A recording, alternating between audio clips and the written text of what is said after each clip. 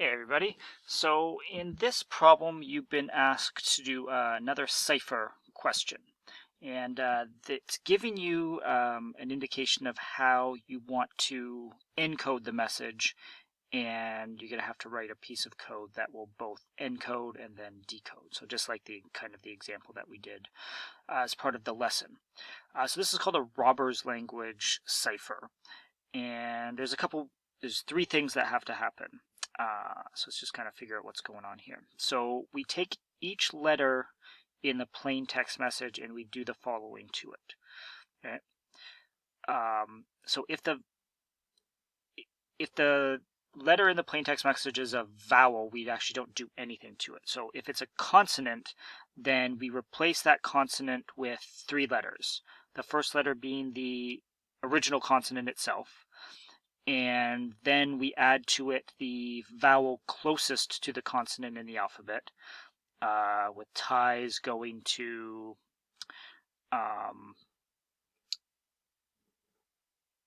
closer to the start of the alphabet, okay?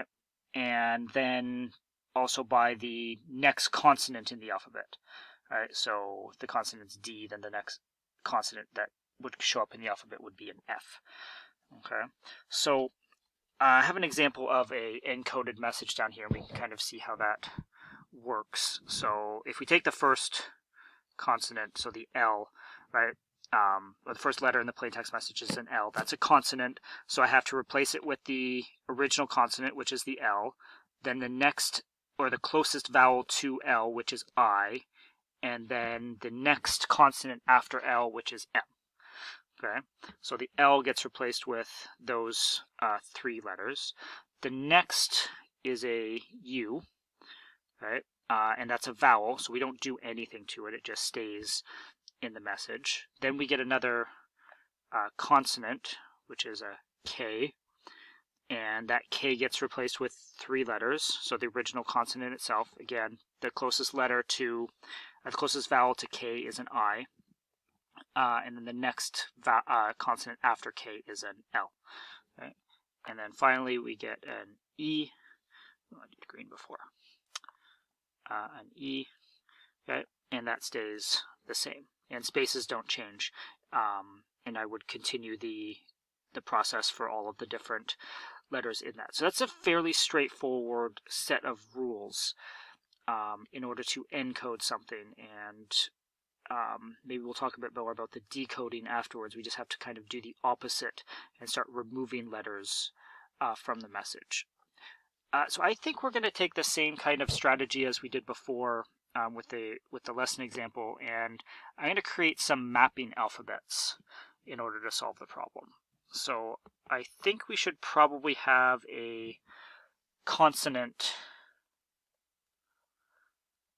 alpha, right, that just has the letters of just everything without a vowel. So you'd have what, like B, C, D, F, G, H, J, K, L, M, N, P, Q, R, S, T, V, W, X, Y, and Z. Okay. And then, instead of having the computer think about which would be the closest vowel to it, we might as well just do it ourselves. I mean, it's easier for us to think. So closest vowel to each one of these letters, because these are the ones that have to be replaced. For B and C, the closest vowel is A. For for D, F, G, it would be E. H through L would be I. M through R would be O. And the rest would be U. Okay.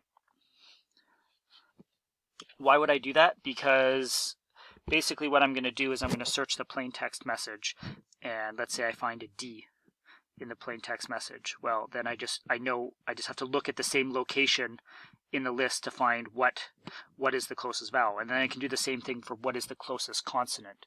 So if I have like a next consonant,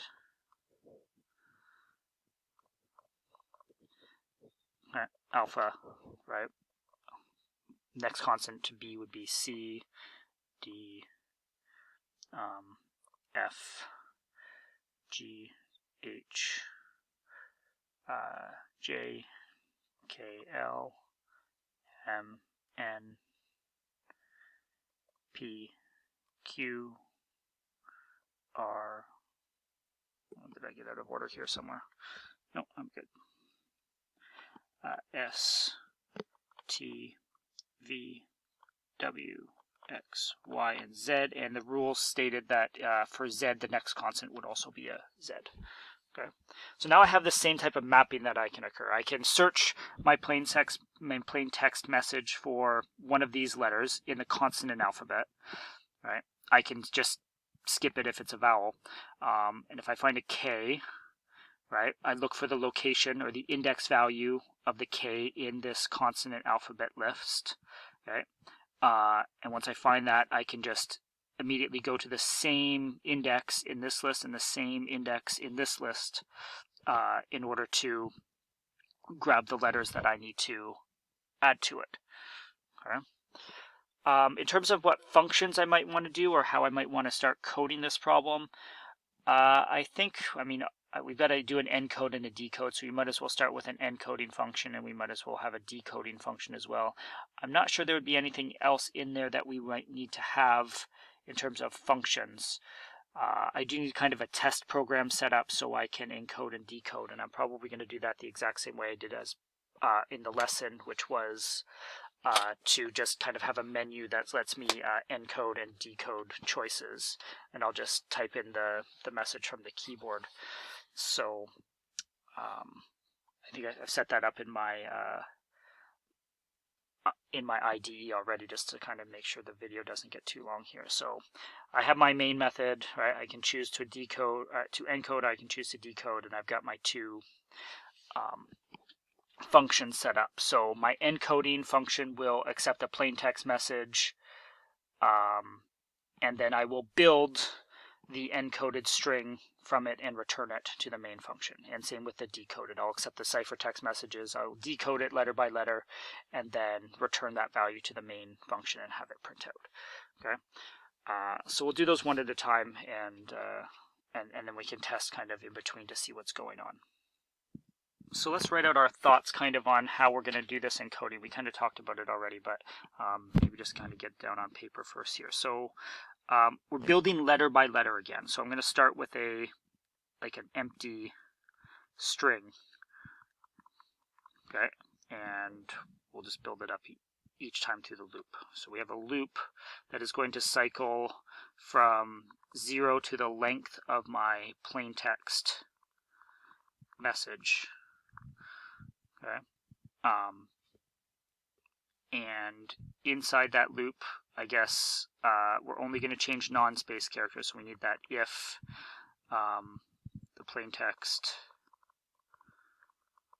is not a space. Okay. Then we'll do our encoding, and else the encoded just gets a space added. So just add a space. Okay. So if we don't have a space, then what we want to do is we want to, regardless of whether it's a consonant or a vowel, the original letter in the plain text is going to be added into the encoded string anyways. So the encoded, we're going to add the plain text at I. Okay, regardless of whether it's a vowel or a consonant. Okay. Now we need to check whether it is a vowel or a consonant, and do the right thing, whether it is a vowel or if it's a consonant, we have to add 2 letters to it. If it's a vowel, then we do nothing to it. So the best way to do that is I can search this alphabet for the plain text message that I'm looking at, right? So the letter of the plain text message that I'm looking at. If it finds it in this list, I know it's a consonant. If it doesn't find it in that list, then I know it's a vowel. Okay? And how I know that is that find command that I was using in the lesson. If it finds the letter I'm looking for, it returns the index position of that letter. If it doesn't find it, it returns a negative value. Right? So I can look for the location of my plain text at I. Okay?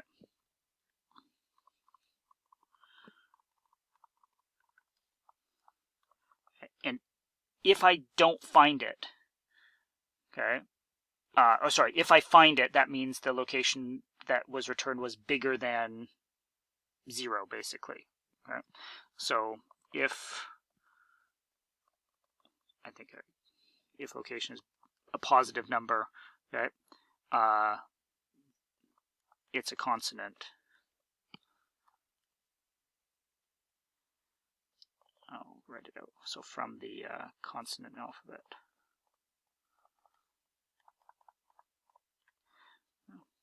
So if it finds it, it's a consonant, and then we take the encoded string and we add the closest vowel at the location, and we add the next consonant at the location. If that makes any sense. Okay, so what are we doing here? So we start with a blank string. We go through every letter of the plain text message. If the letter is a space, not a space, then we do our encoding. If it is a space, then we just leave it as a space. We add the original letter of the plain text message, whether it's a vowel or not. We try to find the location of the current letter that we're looking at from this consonant list. Okay. If we find it, that means it's a consonant, and we will add the closest vowel at that location and the next consonant at that location. If we don't find it, that means it's a vowel, and it just stays there, but we already added it up here, so we don't have to do anything. Okay? And that should be sufficient to encode this cipher. So let's start writing this encoding function here. So I've already got it all set up with my test program. I have my plain text message as the argument to the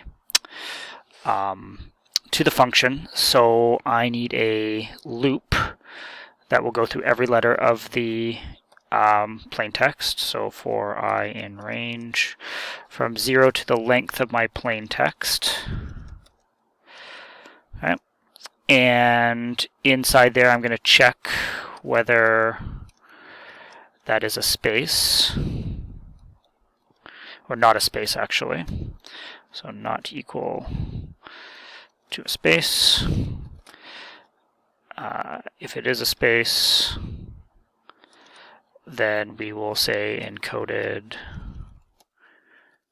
equals encoded plus a space. Okay. All right, so now we're looking at the vowels or consonants, and we said the first thing we would do is just copy the plain text letter that we're looking at to the encoded message.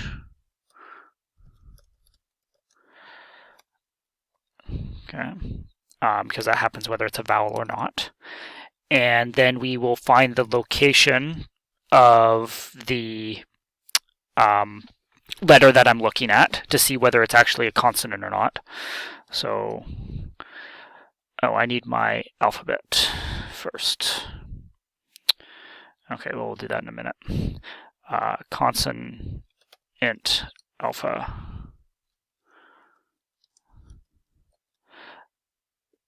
dot find, spell things right. And what am I looking at here? I need to find the plain text at my counter location. Okay, so that will either tell us one of the index values or will tell us a negative number. So if the location is actually positive, then we will add the other two letters. And if it's negative, then we won't do anything because it's a vowel. Plus, so what do I have to do? It was the closest vowel alpha at the location, because I'm mapping to that location now, and next consonant alpha at the location.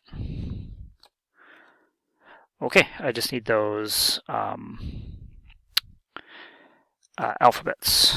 So I need the consonant alpha, that was B, C, D, E, F, G, H, J, K, L, M, N, P, Q, R, S, T, V, W, X, Y, Z. Okay. I need the closest vowel alpha, which was A, E, E, I, and then that, and then all U's afterwards. Let's see if I'm all lined up here for a second. One more. Oh, there's my closest that, and then my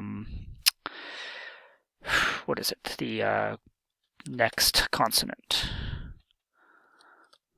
alpha is these over so I can see it lined up just a bit here. What's it going to be? So it just actually follows this list here, right? Because it's just shifted over one. I probably don't even need that. I could have done it with the consonant alpha plus one, but it's good enough. Okay, I think that should work. Okay. So we should test some messages and let's see if it is making sense with what's going on. Okay, so let's test this out here. So I want to encode, and I need to enter the plain text message. So it was I was doing here, I was doing Luke Skywalker, right? So Luke Skywalker. And there is my encoded message, and let's see if that matches what my example was. So looking carefully at that, it looks like it is encoding correctly. I could test the other one, Harry Potter, if I wanted to as well.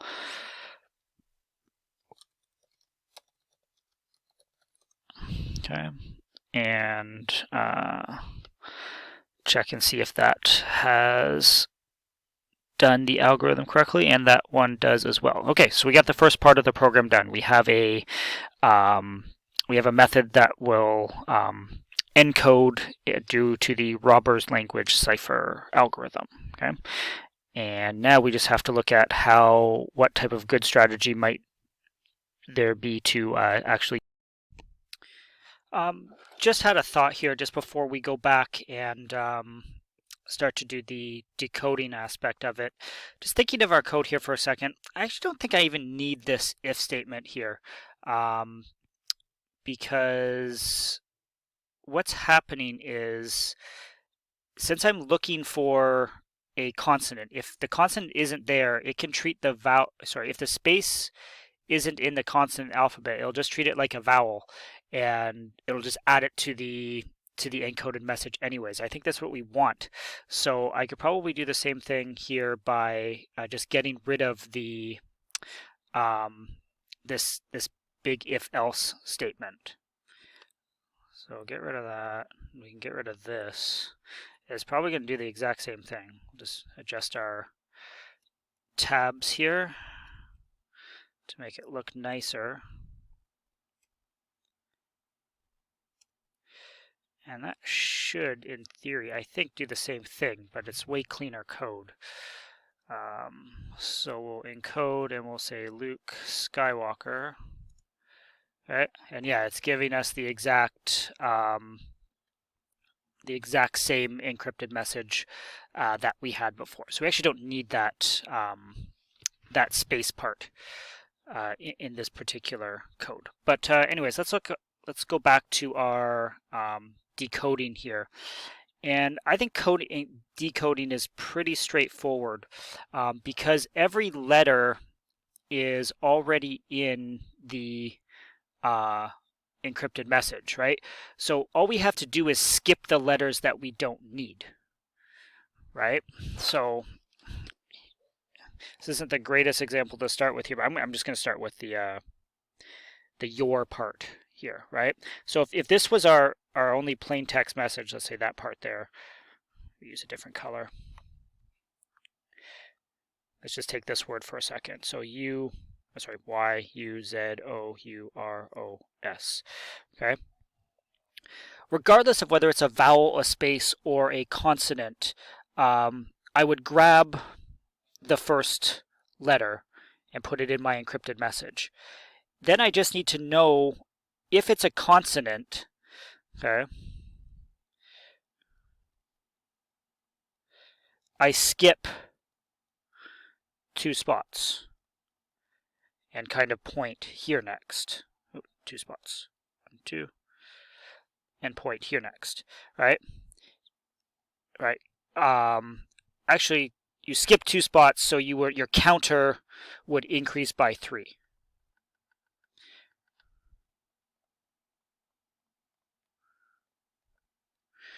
Okay, because basically what I need to do is I need to build up my decoded string.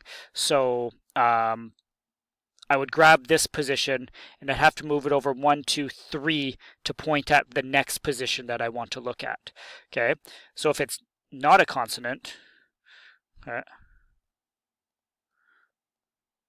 right, then you would just skip 1 spot, okay, to move to the next letters, right? So so Y would be added. I'd skip to the O, right? O is not a consonant, so I would just grab that and I'd then move my pointer over to the next one. Okay, U is not a consonant, so I would grab that one. Okay, skip 1 spot or move my pointer 1 spot. R is a consonant. Okay, so I would grab that and then move my pointer to the end. Okay, and I would keep going like that. So really, all I need to do is have a loop counter that goes through each one of these letters in my ciphertext message, grab the letter that I'm looking at, but if it's a consonant, I skip 3 spaces. If it's a vowel, I'll skip 1 space. Okay, or maybe not skip is the right word, but move my pointer or my counter ahead 3 spots or 1 spot, right? So that I'm pointing at the correct letter as I go. So that's actually really straightforward to code. So I would have a while. Maybe I'll use a while loop because it's a. I don't want to mess with the counter. So I would have, say, maybe a position counter starting at 0, right? And then I would grab the first letter, or sorry, grab the current letter. So that would be ciphertext at position, right? So I just add that, right, to my decoded string, right? And then, I need a while loop. Right. So while position is less than the length of the ciphertext message. Okay. That makes more sense. Okay, so starting with the first letter, okay, I grab the current letter, I add it to my decoded string because it will be included, right? And then I just make a decision whether I want to move my counter up 3 spaces or move it up 1 space. So I look to see whether the ciphertext at position is a consonant or not. So I will, same way I did it in my encoding. So if consonant alpha dot find, so if I'm finding that in that string, right, then I know it's a consonant, and I will move my position 3 spots. Otherwise, I move my position 1 spot. Okay. Okay. And that will actually decode it. It should, anyways. Let's check it out. Actually, I actually need to return the string, the decoded message. Okay. So we're going to decode, and we will decode the first ones. So it was I, Amnon, Useros. Okay, and that decodes to I am your father. Okay, so it's doing exactly what it's supposed to do. It just grabs the first letter. Okay, so that would be the I. Okay, so it puts the I there. Now it checks, was the I a consonant or not? No. So it just moves the position to the next location, which is a space. It grabs the space, puts it in the string. Okay, looks at the next letter. Okay, grabs it, puts it in. Okay, then it checks, is that a constant? No, it's not, so it moves the position over 1. So now we're at an M. Okay, puts the M in. Now it checks, is the M a constant? Yes, it is. So it moves it over 3. 1, 2, 3. So space. Okay, puts the space in. Okay, and so on. Right. So we're just skipping positions. We're just skipping the right number of positions in the ciphertext message to finally get, once we get to the end, it will stop. Okay, and it decodes the message. Okay, so that's actually a pretty clean solution, I think, to this problem.